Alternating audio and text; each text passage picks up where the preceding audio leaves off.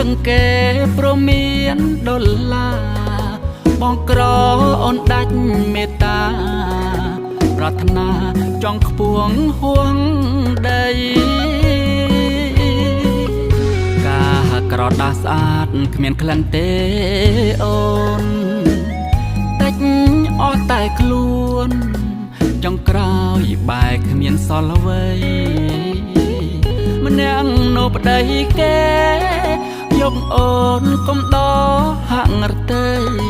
អូនគួរយល់ពីតម្លៃក្តីស្នេហ៍ស្មោះពិតឆាវីមនុស្សដែលល្អពិតគេមិនលួចក្បត់ក្រោយខ្នងចំការអំពើល្អផងដំរីដើរកាត់មិនស៊ីនៅលើលោកនេះ